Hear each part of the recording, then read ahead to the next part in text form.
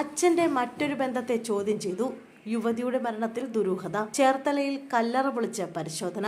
ചേർത്തലയിൽ വീട്ടമ്മയുടെ മരണത്തിൽ ഭർത്താവിനെതിരെ അസ്വാഭാവിക മരണത്തിന് കേസെടുത്തതിന് പിന്നാലെ കല്ലറ പൊളിച്ച് യുവതിയുടെ മൃതദേഹം പുറത്തെടുത്തു.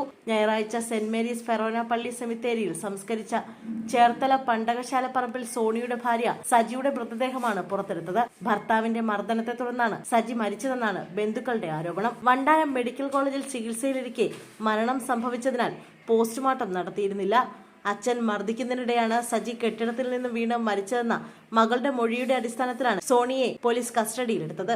സംഭവത്തിൽ അസ്വാഭാവിക മരണത്തിന് പോലീസ് കേസെടുത്തിരുന്നു. തഹസീൽദാർ KR മനോജ്, ASP ഹരീഷ് ജെയിൻ എന്നിവരുടെ നേതൃത്വത്തിൽ പുറത്തെടുത്ത മൃതദേഹം പോസ്റ്റ്മോർട്ടത്തിനായി വണ്ടാനം മെഡിക്കൽ കോളേജിലേക്ക് മാറ്റും. പോസ്റ്റ്മോർട്ടം റിപ്പോർട്ടിന്റെ അടിസ്ഥാനത്തിലാകും സോണിക്കെതിരെ പോലീസ് തുടർ നടപടികൾ സ്വീകരിക്കുക. ഭർത്താവ് സോണി കട നടത്തുകയാണ്. അവിടുത്തെ ജീവനക്കാരിയുമായുള്ള സോണിയുടെ അടുപ്പത്തെ തുടർന്ന് ദമ്പതികൾ പതിവായി വഴക്കിട്ടിരുന്നു. കഴിഞ്ഞ ദിവസം ഇതിനെ ചൊല്ലി ഇരുവരും വഴക്കിട്ടപ്പോൾ സോണി സജിയെ ക്രൂരമായി മർദ്ദിച്ചു. മർദ്ദനത്തിൽ തലയ്ക്ക് സാരമായി പരിക്കേറ്റ യുവതിയെ അബോധാവസ്ഥയിൽ മെഡിക്കൽ കോളേജിൽ പ്രവേശിപ്പിക്കുകയായിരുന്നു. കെട്ടിടത്തിൽ നിന്ന് വീണ് പരിക്കേറ്റതെന്നായിരുന്നു ഭർത്താവ് ആശുപത്രി അധികൃതരെ അറിയിച്ചത്.